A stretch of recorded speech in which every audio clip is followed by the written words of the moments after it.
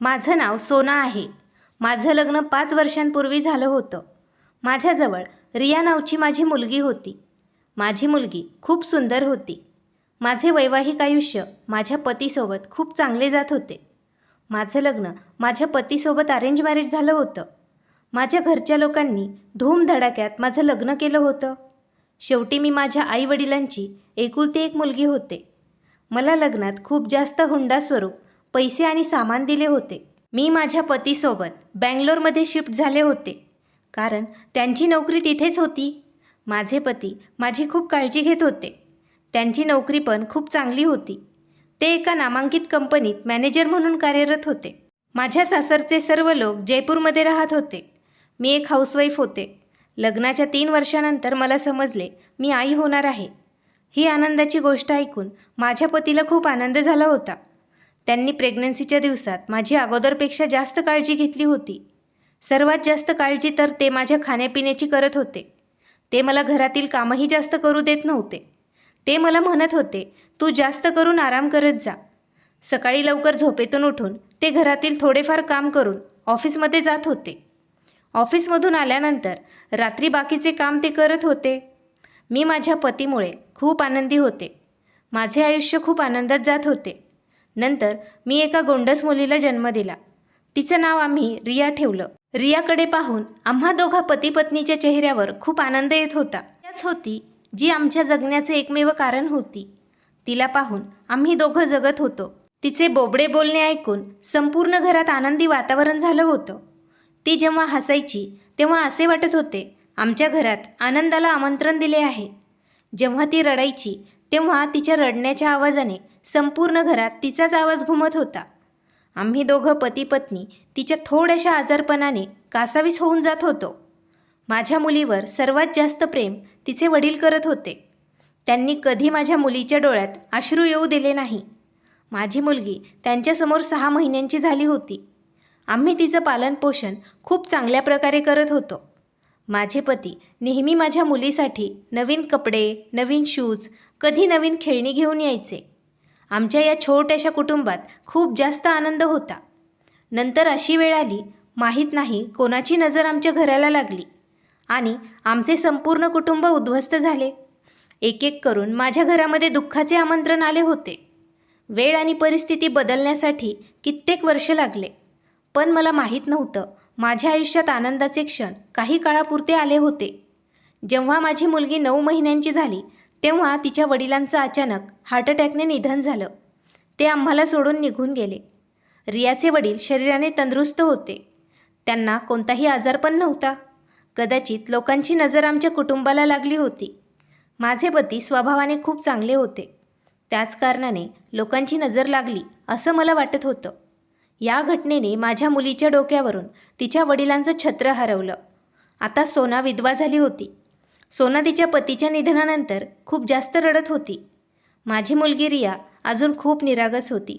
तिला तर हे पण माहीत नव्हतं तिचे वडील या जगातून निघून गेले आहेत. तिला दिवसरात्र तिच्या वडिलांसोबत खेळायची सवय झाली होती. त्यांच्या सहवासाची, त्यांच्या आवाजाची सवय झाली होती. माझ्या पतीशिवाय मी माझ्या मुलीचं संगोपन कसं करणार? मी नेहमी हाच विचार करत होते. माझ्या पतीशिवाय माझं आयुष्य खूप कठीण झालं होतं. सोनाच्या सासरचे लोक तिच्या पतीच्या अंतिम संस्कारासाठी आले होते, परंतु त्यांनी सोनाची काही मदत केली नाही. त्यांच्या मुलाच्या निधनानंतर त्यांनी सोनासोबत असलेले सर्व नातेसंबंध तोडले. सोनाला आणि तिच्या मुलीला त्यांच्यासोबतही ते घेऊन गेले नाही. माहेरी सोनाचं कोणी नव्हतं. तिचे भाऊ आणि वहिनी होते, परंतु त्यांच्याकडे तिला जायचं नव्हतं. तिने आता ठरवलं होतं ती कोणाच्याही आयुष्यात ढवळाढवळ करणार नाही. कोणालाही ती स्वतःमुळे त्रास होऊ देणार नाही. ती तिच्या मुलीसोबत इथे एकटीच राहू शकते. एकटी मुलीचा सांभाळही करू शकते. असं बोलणं तिच्यासाठी सोपं होतं, पण करणं खूप कठीण होतं. सोनाला माहीत नव्हतं ती एकटी कसं तिच्या मुलीचं संगोपन करणार आहे. सोनाचे सर्व नातेवाईक तिला एकटीला सोडून आता निघून गेले होते. कोणीच सोनाला 1 रुपयाचा आधारही दिला नाही. सोनाच्या पतीच्या निधनानंतर त्यांचे नातेवाईक त्यांच्या घरातून असे निघून गेले, त्यानंतर त्यांनी कधी मागे वळूनही पाहिले नाही. अशा परिस्थितीत सोना तिच्या नातेवाईकांकडे काय अपेक्षा करणार? सोनाच्या पतीची आई, त्यांना चांगल्या प्रकारे माहीत होतं त्यांचा मुलगा त्याच्या पत्नीवर आणि मुलीवर किती प्रेम करत होता. त्यांनी मला नाही तर त्यांच्या नातीला तरी घरात राहायला जागा द्यायला हवी होती. पण म्हणतात ना, या जगात कोणीच कोणाचं नसतं. तुम्हाला स्वतःसाठी स्वतः मार्ग शोधावा लागतो. माझ्याकडे या घराव्यतिरिक्त काहीही नव्हतं. सर्व गेल्यानंतर मी एकटी पडले होते. माझ्यासोबत माझी मुलगी होती. ती सोबत होती माझ्या. सोनाने खूप बिकट परिस्थितीत तिच्या मुलीला सांभाळले होते. सोनाला नेहमी तिच्या पतीची आठवण येत होती. ती विचार करत होती तिने काय असं करावं जेणेकरून पुढचं आयुष्य तिचं आरामात जाईल. सोनाच्या पतीने बचत केलेल्या पैशाने किती दिवस उदरनिर्वाह चालणार होता. 6 ते 7 महिने सोनाच्या पतीच्या सेविंगचे पैसे आणि तिने घरात वाचवलेल्या पैशाने घर खर्च चालत होता. पण आता वेळेनुसार महागाई खूप वाढत गेली आहे. शेवटी किती दिवस सोना ॲडजस्ट करणार होती. सोनाला आता काही ना काही करणे भाग होतं. आता सोनाची मुलगी 1.5 वर्षाची झाली होती. एवढ्या लहान मुलीला घेऊन ती कुठे नोकरीही करू शकत नव्हती. सोनाने ठाम निश्चय केला, काहीही झालं तरी तिला नोकरी तर करावीच लागेल. तिच्या मुलीसाठी, तिच्या मुलीच्या उज्ज्वल भविष्यासाठी पैसे तर तिला कमवावेच लागतील. सोनाच्या पतीची शेवटची निशाणी तिची मुलगी होती. सोनाची मुलगी अगदी दिसायला सोन्यासारखी दिसत होती. सोना जन्मली तेव्हा तिच्या खांद्यावर एक तीळ होता. अगदी तसाच तीळ तिची मुलगी रियाच्या खांद्यावरही होता. त्यामुळे सिद्ध होत होतं रिया सोनाची मुलगी आहे. सोना तिच्या मुलीला पाहून मनातून खूप खुश होती. सोनाने आजूबाजूच्या घरात जाऊन कामं करायला चालू केलं. सोना घरकाम खूप चांगल्या प्रकारे करत होती. सोना तिच्या मुलीला कामावर घेऊन जात होती. तिथले काम ती खूप लवकर आवरत होती. ते लोक कामाच्या बदल्यात सोनाला पैसे देत होते. अशा प्रकारे सोनाने 5 घरात काम करणे चालू केले. सोना कोणाच्या घरात स्वच्छता करायला जायची तर कोणाच्या घरी भांडे घासायला जायची. सर्वांच्या घरी जाण्याची वेगवेगळी वेळ ठरलेली होती. पैशासोबत सोनाला शिल्लक अन्न पण मिळत होतं. काही लोक सोनाची परिस्थिती पाहून तिला आणि तिच्या मुलीला जुने कपडे पण देत होते. सोना खूप रडत होती. ती विचार करत होती तिचे पती असताना ती किती आरामात आयुष्य जगत होती. माझ्या मुलीच्या गोड हसण्यावर माझे पती किती आनंदी होत होते. ते त्यांच्या मुलीचे किती लाड करत होते. पण आता वेळ आणि परिस्थिती अशी झाली होती त्या दोघींना लोकांनी दिलेलं अन्न खावं लागत होतं. सोनाला तिच्या मुलीला लोकांच्या मुलांचे वापरलेले कपडे घालावे लागत होते. ती वेळ खूप कठीण वेळ होती. पाहता पाहता वेळ निघून गेली. वेळेनुसार सोनाची मुलगी आता मोठी होऊ लागली. सोनाच्या मुलीला पाहून सर्व लोक तिचे लाड करत होते, कारण ती खूप क्यूट दिसत होती. माझी मुलगी रिया खूप धीर धरणारी मुलगी होती. मी जेव्हा कामात असायचे तेव्हा ती शांतपणे एका जागेवर बसून असायची. माझी मुलगी हळूहळू मोठी होऊ लागली. मी विचार केला आता माझ्या मुलीचं ॲडमिशन मला शाळेत करावं लागेल. पण माझ्याकडे एवढे जास्त पैसे नव्हते. शाळेत ॲडमिशन घ्यायचं म्हटलं खूप पैसे लागतात. महिन्याची फीस एवढी नसते. मी ठरवलं होतं दिवस रात्र मी मोलकरणीचं काम करेल आणि माझ्या मुलीच्या ॲडमिशनसाठी पैसे जमा करेल. मला काहीही करून तिला चांगलं शिक्षण द्यायचं आहे. मला तिला यशस्वी झालेलं पाहायचं आहे. पण ॲडमिशनसाठी पैसे कुठून येणार हाच विचार मी करत होते. तेव्हा माझं लक्ष माझ्या हातातील अंगठीकडे गेलं. ती अंगठी मला माझ्या पतीने आमच्या पहिल्या ॲनिव्हर्सरीला गिफ्ट केली होती. मला माझ्या पतीने दिलेली कोणतीही निशाणी विकायची नव्हती. पण रिया पण माझ्या पतीची निशाणीच होती. तिच्या शिक्षणासाठी मला ती अंगठी विकावी लागली. मी अंगठी विकली आणि माझ्या मुलीच्या शाळेत ॲडमिशन केलं होतं. ती अजून खूप लहान होती. ती फक्त 3.5 वर्षांची झाली होती. तिचं ॲडमिशन प्ले स्कूलमध्ये झालं. मी लहान लहान मुलांना शाळेत जाताना पाहायचे तेव्हा मला खूप आनंद होत होता. आता माझी मुलगी पण शाळेत जाऊ लागली. त्यामुळे मला जास्तच आनंद झाला होता. माझ्या डोळ्यात आनंद अश्रू आले होते. मी विचार केला आज रियाचे वडील जिवंत असते तर त्यांना किती आनंद झाला असता. मी मनात निश्चय केला होता मी माझ्या पतीचं कोणतंही स्वप्न अर्धवट सोडणार नाही. माझ्याच्याने जेवढं शक्य होईल तेवढं मी माझ्या मुलीसाठी करेल. जेव्हा माझे पती जिवंत होते तेव्हा आम्ही एकांतात बसून आमच्या मुलीच्या भविष्याबद्दल बोलत होतो. त्यामुळे मला चांगलंच माहीत होतं माझ्या पतीचं माझ्या मुलीसाठी काय स्वप्न होतं. रिया माझ्या मनाचा आनंद, माझ्या एकटेपणाची सोबती आणि माझ्या पतीची शेवटची निशाणी होती. तिला मी खूप जास्त जपलं होतं. माझ्या मुलीमध्ये माझे प्राण बसत होते. मी स्वतः तिला सकाळी शाळेत सोडण्यासाठी जात होते आणि दुपारच्या वेळी तिला घेण्यासाठी जायचे. माझी मुलगी शिक्षणात अतिशय हुशार होती. तिची स्कूल टीचर तिचं खूप कौतुक करत होती. अजून ती खूप लहान होती. नर्सरी प्ले ग्रुपमध्ये तिचं ॲडमिशन झालेलं होतं. त्यामुळे अजून तिला स्कूल युनिफॉर्मही मिळालेला नव्हता. मी खूप मेहनत करून माझ्या मुलीला शाळेत पाठवलं होतं. प्रत्येक महिन्यात तिच्या शाळेची फीस मी भरत होते. दिवसभर लोकांच्या घरात मोलकरणीचं काम मी करत होते. रात्री माझ्या मुलीचा अभ्यास मी घेत होते. ती तिच्या लहान लहान पावलांनी घरभर खेळत होती. आयुष्य खूप कठीण होतं, पण माझ्या मुलीकडे पाहून, तिच्या चेहऱ्यावरचं हास्य पाहून मी सर्व काही विसरून जात होते. दिवस अशाच प्रकारे निघून जात होते. सोमवारी जेव्हा सकाळी माझी मुलगी झोपेतून जागी झाली, तेव्हा मी तिला उठवले. तेव्हा ती म्हणाली, आई, आज मला शाळेत जायचं नाही. मी म्हणाले, बेटा, आत्ताच तर रविवारची सुट्टी झाली ना तुझी. तुझ्या मैत्रिणी शाळेत तुझी वाट पाहत असतील. तू नाही गेलीस तर त्या तुझी आठवण काढतील. मी माझ्या मुलीला गोडीगोडीने सांगितलं होतं, कारण तिने शाळेत जावं. माहीत नाही आज सकाळी सकाळी माझी मुलगी शाळेत जायला का नकार देत होती. ज्या दिवशी माझी मुलगी शाळेतून सुट्टी घ्यायची त्या दिवशी दिवसभर मलाही घरी राहावे लागायचे. आता मी तिला कामावर घेऊन जाणं बंद केलं होतं. ती आता मोठी झाली होती, त्यामुळे आमची शेजारीण तिची काळजी घेत होती. शाळेतून आल्यानंतर माझी मुलगी शेजारणीच्या मुलीसोबत खेळत होती. जोपर्यंत मी कामावरून परत यायचे तोपर्यंत माझी मुलगी घरी परत येत होती. आमची शेजारीण खूप चांगली बाई होती. शेजारणीच्या मुलीसोबत माझी मुलगी खूप चांगलं खेळत होती. तिच्यामुळे मलाही थोडा आधार मिळाला होता. ती माझ्या मुलीची खूप जास्त काळजी घेत होती. मी रियाला शाळेत सोडून आले होते आणि नेहमीप्रमाणे त्यानंतर मी माझ्या कामावर निघून गेले होते. पण आज ज्या घरी मी कामावर गेले होते तिथं पाहुणे आलेले होते, त्यामुळे खूप जास्त काम होतं.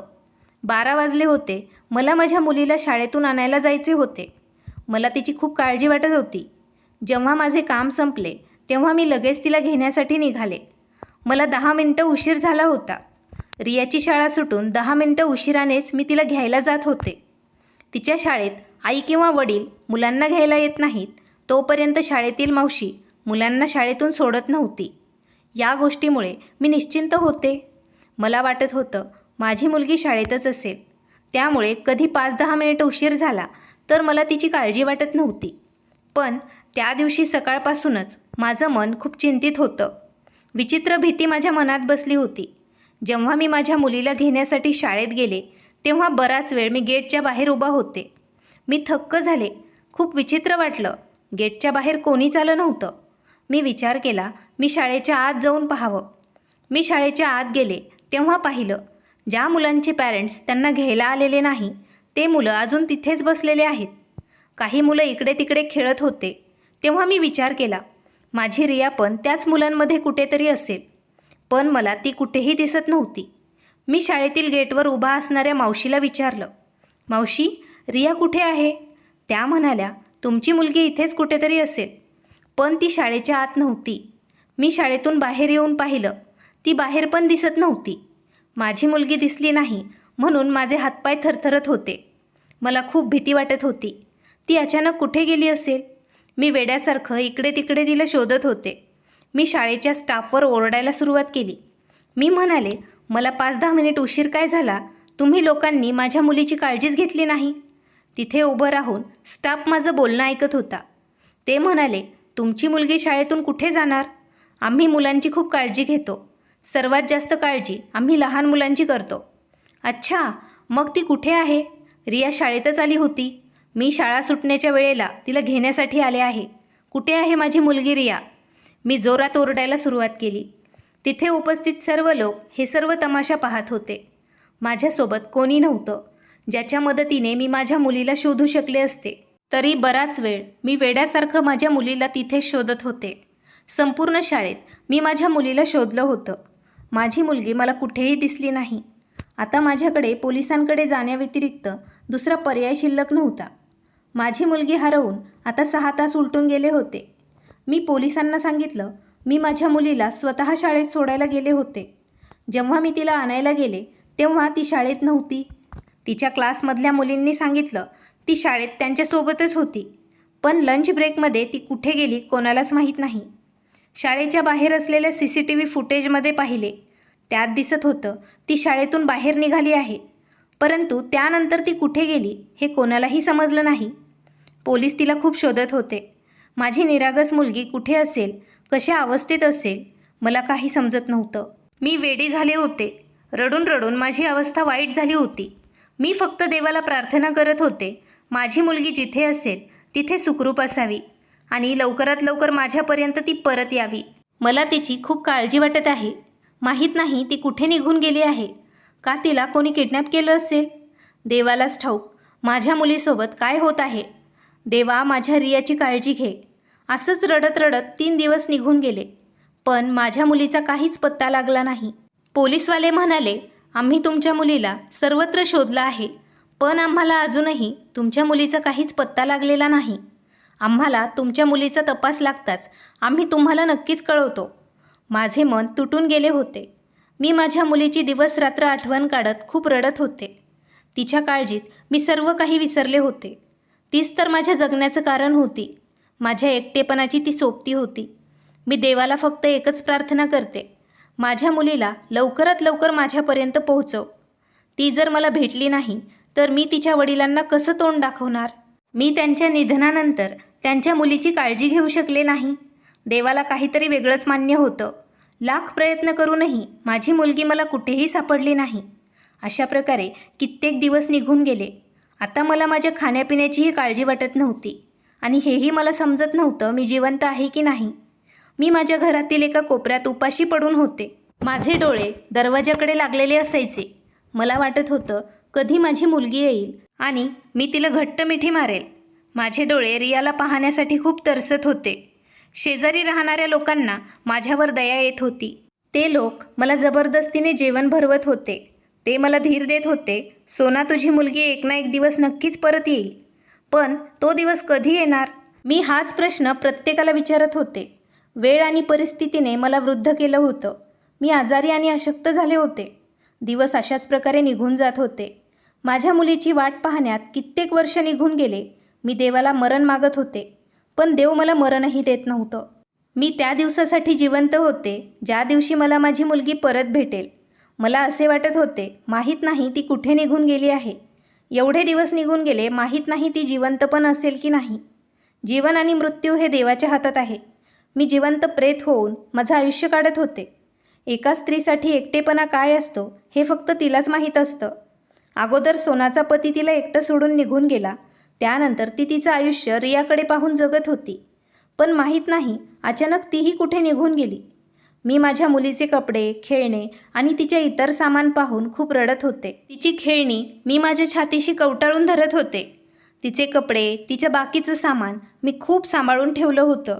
ते सामान पाहून मला असं वाटत होतं, माझी मुलगी माझ्या समोर उभा आहे. लोक मला समजावत होते, सोना, तू कित्येक दिवस असं जगणार आहेस? तू तुझ्या मुलीला विसरून जा. ती जिथे पण असेल, देव तिची काळजी घेईल. तू स्वतःला विजा पोचवलीस तर कसं चालेल? पण मला हाच विचार करून रडू येत होतं की माझी रिया अडचणीत तर नसेल ना? ती कुठे फसली असेल का? ती लहान आहे, निरागस आहे. तिला जास्त काही या जगातलं माहिती पण नव्हतं. मी माझ्या मुलीच्या शाळेत त्यानंतर कित्येक वेळा गेले. ज्या प्रकारे ती शाळेतून गेली तसंच ती शाळेत परत येईल या अपेक्षेने. ती मला परत भेटली तर मी तिला लगेच घरी घेऊन येईल या अपेक्षेने मी दररोज शाळेत जात होते. पण शाळेत जाण्याने माझा काहीच फायदा झाला नाही. मी पोलीस स्टेशनमध्येही दररोज जात होते.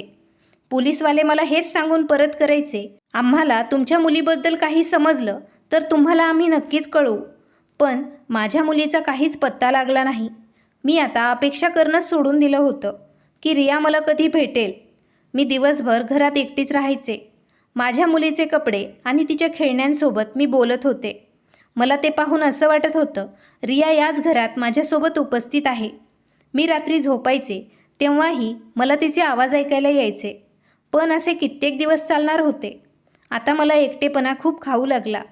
त्यामुळे मी विचार केला, अगोदर जसं मी लोकांच्या घरात कामं करायला जायचे, अगदी तसंच आताही कामं करेल, जेणेकरून माझा वेळ जाईल आणि मला एकटेपणा पण जाणवणार नाही.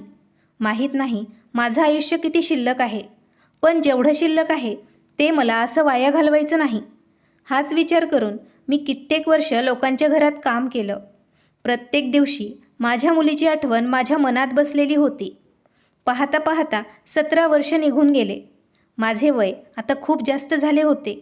लोकांच्या घरात कामं करून, त्यांनी दिलेले कपडे घालून आणि त्यांनी दिलेलं अन्न खाऊन माझ्या आयुष्याचे 17 वर्ष कसे निघून गेले होते. आता विचार केला तर माहीत नाही माझ्या आयुष्याचे किती दिवस शिल्लक आहेत. मी कधी हे जग सोडून जाईल. शरीरात खूप जास्त अशक्तपणा जाणवत होता. म्हातारपणाने मला घेरलं होतं. असं म्हणतात, जे लोक खूप आनंदी असतात त्यांना म्हातारपण थोडं उशिरा येतं. पण ज्यांना खूप जास्त दुःख असतं त्यांना वयाच्या अगोदरच म्हातारपण येतं. माझ्यासोबतही काही असंच झालं होतं. मी वयाच्या अगोदरच म्हातारी झाले होते, ज्यामुळे मी खूप अशक्त झाले होते. मी खूप हतबल झाले होते. पण तरीही माझं आयुष्य जगण्यासाठी जेवढे करायचं तेवढं मी करत होते. एके दिवशी मला एक नवीन घरात काम मिळालं होतं. तिथे मला फक्त झाडू आणि भांडी घासण्यासाठी बोलवलं होतं. मी त्यांच्याकडे जास्त करून रात्रीच्या वेळी जात होते. त्या घराची मालकीण खूप चांगली होती. त्यांना 3 मुलं होते आणि 3 सुना होत्या. त्या मालकिनीचा स्वभाव खूप चांगला होता. एके दिवशी मी साफसफाई करत होते तेव्हा मालकीण म्हणाली, सोना, मला असं वाटत आहे आज तुझी तब्येत बरी नाही. तुला हवं असेल तर तुला मी पैसे देते, औषध घेऊन ये. मी मालकीणला म्हणाले, माझी तब्येत बरी आहे. ते काय आहे ना, जास्त विचार आणि आयुष्यात मिळालेले दुःख यांनी मला खूप कुमकुवत केलं आहे. मालकीण म्हणाली, ठीक आहे, मला तुला एक सांगायचं आहे. आज तू घरी लवकर जाऊ नको. आज माझ्या मुलाचे मित्र जेवण करण्यासाठी घरी येणार आहेत. ते काय आहे ना, त्याच्या मित्राचं नुकतंच लग्न झालं आहे. त्यामुळे त्याने त्याचा मित्र आणि त्याच्या मित्राच्या पत्नीला जेवणासाठी बोलवलं आहे. जेवण तर शेफ बनवेल, पण इतर कामांसाठी मला तुझी गरज लागेल. मी मालकिनीला म्हणाले, ठीक आहे, मी उशिरा घरी जाईल. मालकिनीला माझं काम खूप आवडलं होतं. त्या माझी खूप काळजी पण घेत होत्या. मला वाटत होतं इथे काम करणं अगदी योग्य आहे.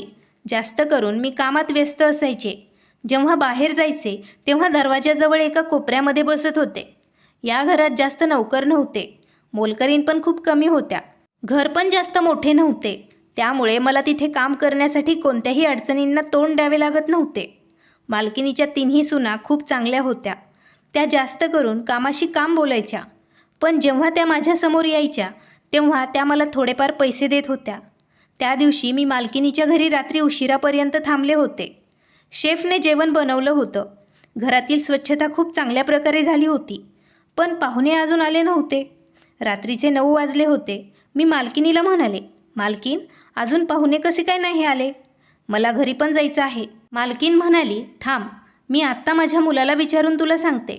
जेव्हा त्यांनी त्यांच्या मुलाला विचारले तेव्हा त्या नाराज होऊन मला म्हणाल्या, माफ कर मला सोना, आज पाहुणे येणार नाहीत. तुला हवं असेल तर तू आता तुझ्या घरी परत जाऊ शकतेस. त्या लोकांच्या घरी काहीतरी इमर्जन्सी आली आहे.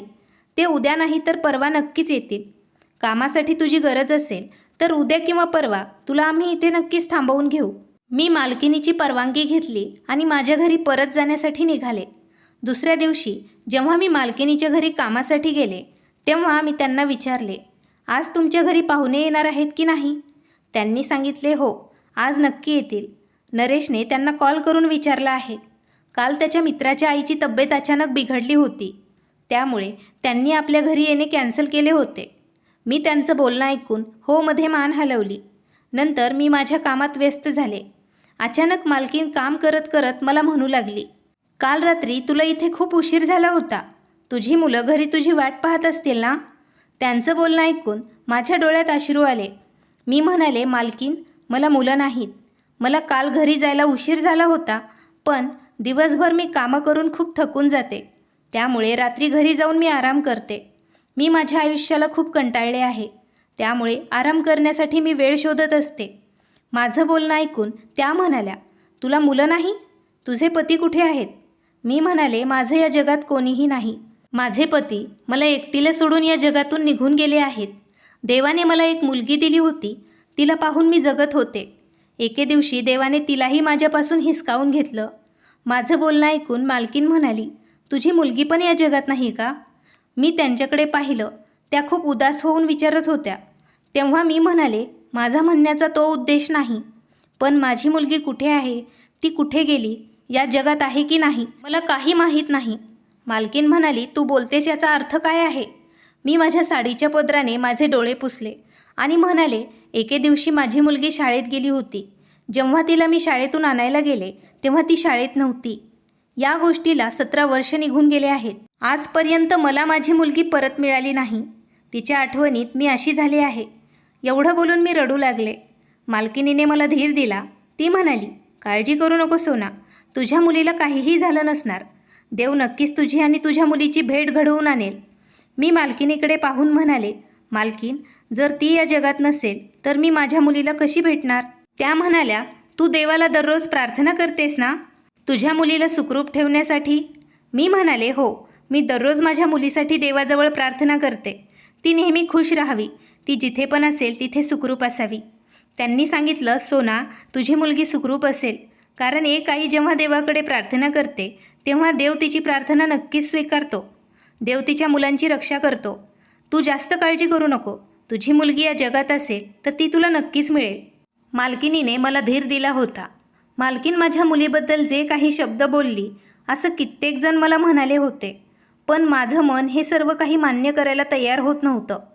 माझं मन म्हणत होतं, माहीत नाही ती वेळ कधी येईल जेव्हा माझी मुलगी माझ्यासमोर असेल आणि मी तिला घट्ट मिठी मारेल. त्या दिवशी मला माझ्या मुलीची खूप आठवण येत होती, कारण खूप दिवसानंतर मी माझ्या मुलीसोबत झालेल्या घटनेबद्दल कोणाला तरी सांगितलं होतं. संध्याकाळची वेळ झाली तेव्हा मालकीन म्हणाली, सोना, पाहुणे येणार आहेत, सर्व तयारी झाली पाहिजे. मी त्यांना आश्वासन दिलं, स्वच्छता मी चांगल्या प्रकारे करेल, सर्व काही व्यवस्थित पार पडेल. रात्रीच्या 9 वाजता मालकिनीच्या घरी नवीन लग्न झालेलं जोडपं आलं. मुलगी अतिशय सुंदर दिसत होती. मुलगा पण खूप सुंदर होता. ते लोक बराच वेळ गप्पा मारत होते. त्या लोकांना चहा नाश्ता दिला. त्यानंतर जवळजवळ 10:30 वाजता त्या लोकांनी जेवण केलं. जेव्हा त्या लोकांचं जेवण झालं तेव्हा मी आणि माझ्यासोबतची दुसरी मोलकरीण डायनिंग टेबलवरचे प्लेट्स घेण्यासाठी गेलो. तेव्हा माझं लक्ष त्या नववधूच्या हाताकडे गेलं, जी इथे पाहुणी म्हणून आली होती. मी तिच्या हाताकडे पाहून दंग झाले होते. एका क्षणासाठी मी तिच्याकडे पाहतच राहिले. मी तिच्या हाताकडे पाहिले, नंतर माझ्या हाताकडे पाहिलं. तिच्या हातावर अगदी तसाच तीळ होता जसा माझ्या हातावर होता. असाच तीळ माझ्या मुलीच्या हातावरही होता. ही माझी मुलगी रिया तर नसेल? हा विचार माझ्या मनात येताच माझ्या मनात एक लहर आली. माझे हातपाय आता थरथरू लागले. हा विचार करत असताना माझ्या हातातले काचेचे प्लेट्स जमिनीवर पडले. ते प्लेट्स जमिनीवर पडताच मोठा आवाज आला होता. त्या प्लेट्सच्या काचा सर्वत्र पसरल्या होत्या. तिथे उपस्थित सर्वांनी माझ्याकडे आश्चर्याने पाहिलं. मी पण शुद्धीत नव्हते. मी धावत त्या मुलीकडे गेले. तिने स्लीवलेस ब्लाऊज घातलं होतं, त्यामुळे तिचे हात स्पष्ट दिसत होते. मी तिचा हात धरला आणि म्हणाले, रिया, माझी मुलगी, तू एवढे दिवस कुठे होतीस? मी तिच्या चेहऱ्यावर हात लावला तेव्हा ती मुलगी मागे सरकली. तिच्या पतीने तिच्या हाताला धरलं आणि तो म्हणाला, हे तुम्ही काय करत आहात? तेवढ्यात मालकीन म्हणाली, सोना, हे तू काय करत आहेस? मी म्हणाले, मालकीन, ही माझी मुलगी रिया आहे. तू किती सुंदर दिसत आहेस बेटा. तू माझी मुलगी रिया आहेस ना? तू माझ्यापासून दूर का जात आहेस? ती मला विचित्र प्रकारे पाहू लागली. ती खूप घाबरलेली दिसत होती. घाबरून ती मागे सरकत होती. तेव्हा मी म्हणाले, बेटा, माझ्यापासून तू दूर जाऊ नको. मी तुझी आई आहे. मी तुझी सख्खी आई आहे, जिने तुला जन्म दिला आहे. तेव्हा मालकिनीचा मुलगा म्हणाला, मम्मा, ही बाई काय करत आहे? तिच्यामुळे वहिनी घाबरत आहे. तो म्हणाला, वहिनी, चला आपण दुसऱ्या रूममध्ये जाऊया. असं वाटत आहे ही बाई पागल झाली आहे. मी धावत रियाजवळ गेले आणि म्हणाले, नाही बेटा, माझ्या बोलण्यावर विश्वास ठेव. मी तुझीच आई आहे. तुला माझ्या बोलण्यावर विश्वास नसेल तर बघ, तुझ्या हातावरचा तीळ आहे ना, अगदी तसाच तीळ माझ्या पण हातावर आहे. हे बघ.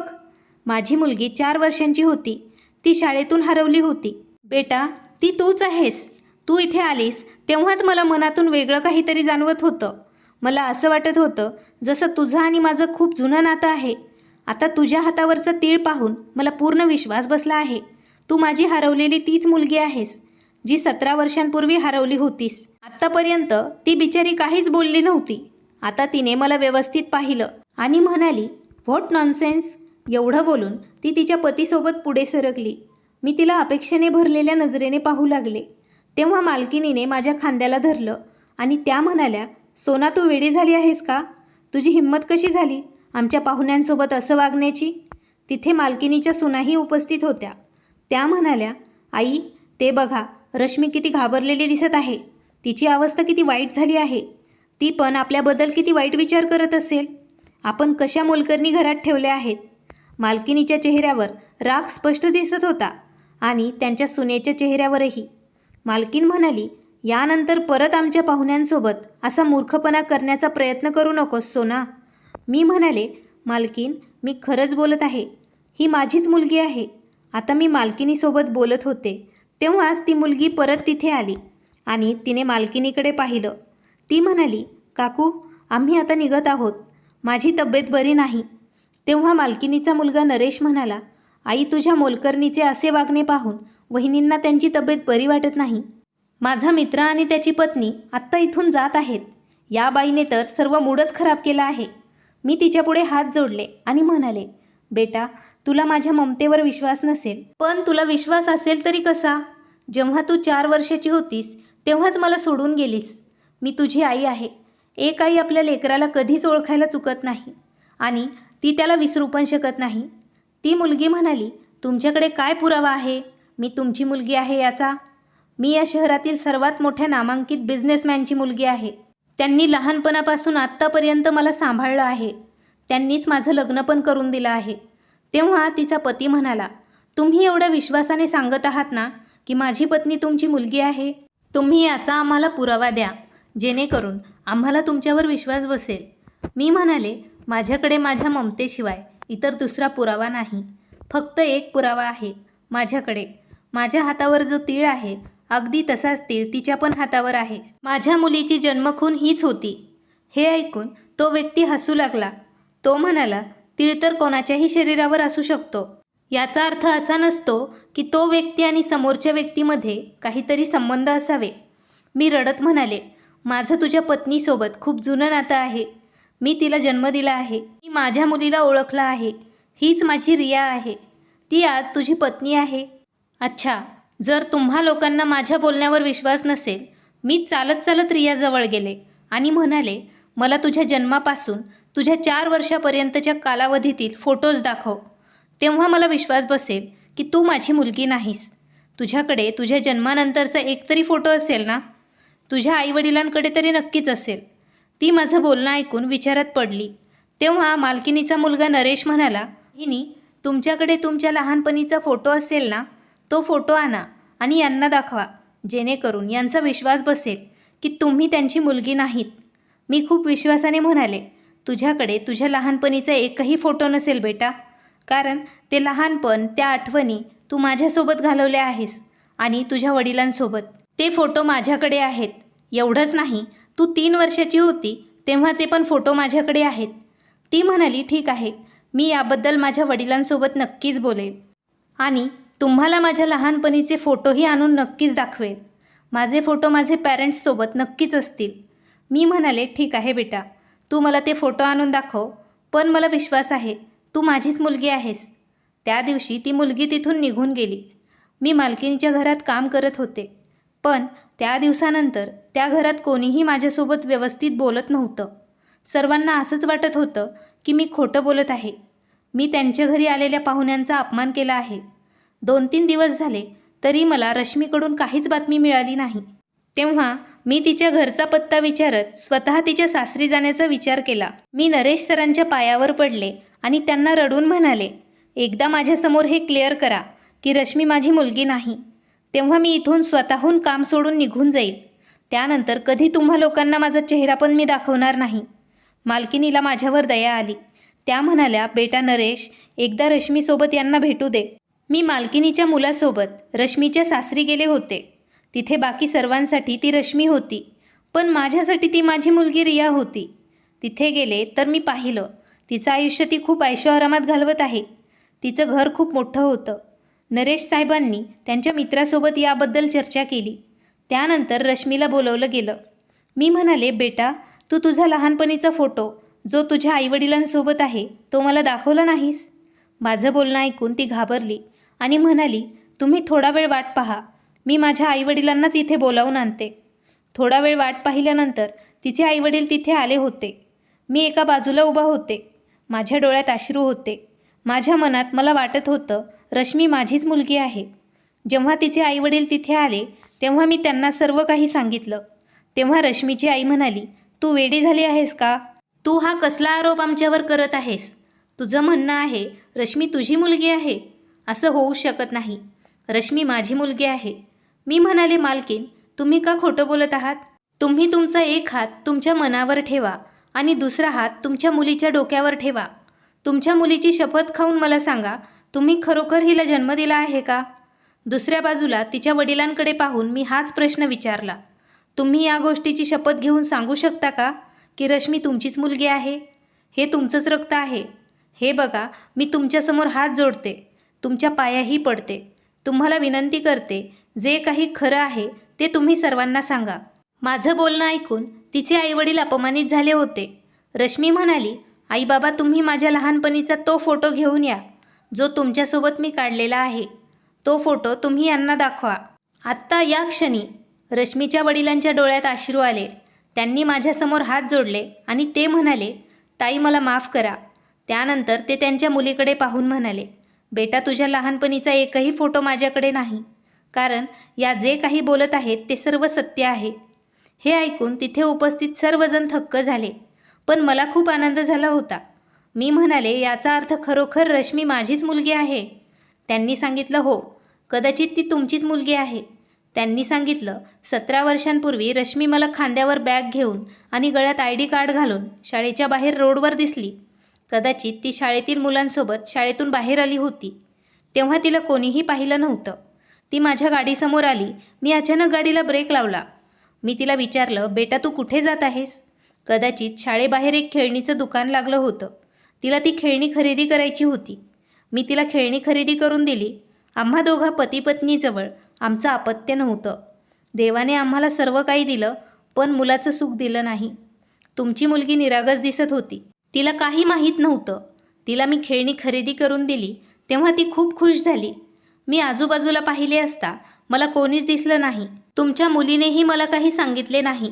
तिने फक्त तिचे नाव मला सांगितले. तिचं नाव रिया आहे. त्या व्यतिरिक्त तिला काहीच माहीत नव्हतं. मला वाटलं ही मुलगी हरवली आहे. मी ही गोष्ट गाडीत असलेल्या माझ्या पत्नीला सांगितली. तेव्हा ती म्हणाली, हे बघा, मी आजपर्यंत मुलाच्या सुखासाठी खूप तडपत आहे. ही मुलगी आपल्याला देवाने दिलेली भेट आहे. मी माझ्या पत्नीवर रागावलो आणि तिला म्हणालो, तू चुकीचा विचार करत आहेस. ती कोणाची मुलगी असेल, आपण त्यांचं मूल हिसकावून आपली ओटी भरू नये. मी तिच्या आईवडिलांना शोधेल. तेव्हा माझ्या पत्नीने मला थांबवले आणि ती म्हणाली, आपण हिला आपली मुलगी समजून हिचं पालनपोषण केलं तर काय वाईट आहे? आपणही तिला खूप जास्त प्रेम करू. मी म्हणालो, पण तिचे खरे आईवडील तिला शोधत असतील ना? ते माझ्याकडे आले तर मी त्यांना काय उत्तर देणार? तेव्हा माझी पत्नी म्हणाली, तुम्ही काळजी करू नका. जेव्हा तिचे आईवडील येतील तेव्हा आपण त्यांना काही ना काही उत्तर नक्कीच देऊ. मला वाटत आहे तिचे आईवडील कधीही आपल्यापर्यंत पोहोचू शकणार नाहीत. आपण त्यांच्या मुलीला घेऊन खूप दूर निघून जाऊया. ते लोक त्यांच्या मुलीला कधीही शोधू शकणार नाहीत. माझ्या पत्नीने ही गोष्ट जेव्हा माझ्या मनात घातली तेव्हा मी विचार केला, आम्ही खूप दिवसांनी मुलाच्या सुखासाठी वंचित आहोत. आम्ही हिला आमच्या मुलीप्रमाणे सांभाळलं तर आमचे स्वप्नही पूर्ण होतील. मी त्या क्षणी या मुलीला माझ्या गाडीत बसवलं. त्यानंतर काही वर्षांसाठी मी हिला माझ्यासोबत अमेरिकामध्ये घेऊन गेलो. रिया तिच्या आईची आठवण काढून खूप रडत होती. ती आई आई म्हणून खूप रडायची. तेव्हा माझ्या पत्नीने तिची खूप काळजी घेतली. तिला चांगलं सांभाळलं. तिला कोणत्याच गोष्टीची कमतरता भासू दिली नाही. आम्हाला तिच्यावर खूप प्रेम झालं होतं. आम्हीही तिच्यावर खूप प्रेम करू लागलो. आम्ही तिचं नाव रिया न ठेवता रश्मी ठेवलं. जेव्हा तिचं वय 18 वर्ष पूर्ण झालं तेव्हा आम्ही तिला भारतात परत घेऊन आलो. आम्हाला वाटलं आता ती तरुण झाली आहे, त्यामुळे तिला कोणीही ओळखू शकणार नाही. तिच्या आईवडिलांनाही कधीच समजणार नाही त्यांची मुलगी कोण आहे. परंतु देवाचा न्याय बघा, तुम्ही तुमच्या मुलीला ओळखलं. तुमची मुलगी आता 20 वर्षांची झाली आहे. आम्ही तिचं लग्न खूप चांगल्या घरात केलं आहे. मी तुमच्यासमोर हात जोडून तुमची माफी मागतो. मी आणि माझ्या पत्नीने तुमच्या मुलीसोबत काहीच चुकीचं केलेलं नाही. रश्मीला आम्ही आयुष्यभर खूप प्रेम दिलं, खूप प्रेमाने तिचा आम्ही सांभाळ केला आहे. त्यांचं सर्व बोलणं ऐकून माझ्या डोळ्यात अश्रू आले होते. ते दोघं तिथे थांबून ढसाढसा रडू लागले. मी त्यांना सांगितलं मी कशा प्रकारे माझ्या मुलीचं संगोपन केलं होतं आणि ती गेल्यानंतर मी किती टेन्शनमध्ये आले होते. त्या लोकांना माझं बोलणं ऐकून खूप आश्चर्य वाटलं. त्यांच्या डोळ्यातून अश्रू थांबत नव्हते. ते दोघं पती पत्नी माझ्यासमोर हात जोडून माफी मागून परत रडू लागले. हे सर्व देवाचीच लीला होती. कदाचित देवाने माझ्या मुलीच्या नशिबात या दोघांचं प्रेम लिहिलं होतं. माझी मुलगी माझ्याजवळ असती तर कदाचित आज ती एवढ्या कर्तृत्वान माणसाची पत्नी नसती आणि एवढी सुशिक्षित पण नसती. माझ्या मुलीसमोर जेव्हा हे सत्य उघड झालं तेव्हा ती माझ्या गळ्यात पडून ढसाढसा रडू लागली. तिथे सर्व लोक थक्क होऊन उभा होते. सर्व लोक माझी माफी मागत होते. पण मला कोणाची काही काळजी नव्हती. मला फक्त या गोष्टीचा आनंद होता की मला माझी मुलगी परत मिळाली आहे. मी कधी माझ्या मुलीला मिठी मारायचे तर कधी तिच्या कपाळाचे चुंबन घ्यायचे तर कधी तिला हात लावून पाहू लागले. कारण मला माझ्या डोळ्यांवर विश्वास बसत नव्हता. माझ्या डोळ्यांसमोर माझी मुलगी उभा आहे. सर्वांसमोर जेव्हा हे सत्य उघड झालं तेव्हा सर्वांना विश्वास बसला. एका आईची प्रार्थना कधीच व्यर्थ जात नसते. देव आपल्यासोबत कधी कधी अशा काही गोष्टी करतो ज्याला पाहून लोक दंग होतात. माझ्या मुलीने आणि तिच्या पतीने मला सांगितलं होतं आता तुम्ही आमच्यासोबतच राहा. आम्हाला सोडून तुम्ही कुठेही जाणार नाहीत. माझी मुलगी म्हणाली आई लहानपणी मी तुझ्यापासून दूर झाले पण आता मला तुझ्यापासून दूर जायचं नाही. तू माझ्यासोबत माझ्या घरीच राहणार. तुला कोणाचाच आधार नाही. एक वेळ अशी होती जेव्हा तू माझ्यासाठी सर्व काही केलं आणि आता ही वेळ आहे. जे काही क्षण मी तुझ्यासोबत मिस केले ते आता मला तुझ्यासोबत जगायचे आहेत. मी त्या दोघा पती पत्नींना माफ केलं होतं ज्यांनी माझ्या मुलीला त्यांच्यासोबत नेलं होतं. माझी मुलगी म्हणाली ती तिच्या त्या आईवडिलांनाही कधी विसरू शकणार नाही कारण त्यांनी तिच्या संगोपनात कोणतीही कमतरता ठेवलेली नव्हती. ती मला पण नव्हती विसरू शकत. अशा प्रकारे तिला 2 आई मिळाल्या होत्या. माझ्या जावाईचे आईवडील या जगात नव्हते. तो एकटाच त्यांच्या घरी राहत होता. त्याने मला त्यांच्या घरात जागा दिली. आज मी माझ्या मुलीसोबत त्यांच्याच घरात राहत आहे. माझी मुलगी आणि माझा जावाई माझी खूप काळजी घेतात. माझ्या मुलीसोबत मला देवाने आता जावयाच्या रूपात एक मुलगा पण दिला होता. तो माझी त्याच्या आईप्रमाणेच काळजी घेत होता. आज मी देवाने घेतलेल्या निर्णयावर खूप खुश आहे. देवाला वाटेल तेव्हा तो माणसाची ओटी भरू शकतो. त्याला वाटेल तर तो माणसाची ओटी रिकामी पण करू शकतो. देवाने माझ्या आयुष्यातील जे काही रंग हिसकावले होते ते सर्व रंग मला माझ्या मुलीच्या रूपात आणि जावयाच्या रूपात परत केले होते. त्यानंतर माझं आयुष्य आनंदाने भरून गेलं. मित्रांनो, अपेक्षा करते तुम्हाला आजची कथा नक्कीच आवडली असेल. जर कथा आवडली असेल तर व्हिडिओला लाईक करा, शेअर करा. तुमचे मत कमेंट्समध्ये नक्की कळवा. आणि हो, नवीन असाल तर चॅनलला सबस्क्राईब करायला विसरू नका. धन्यवाद.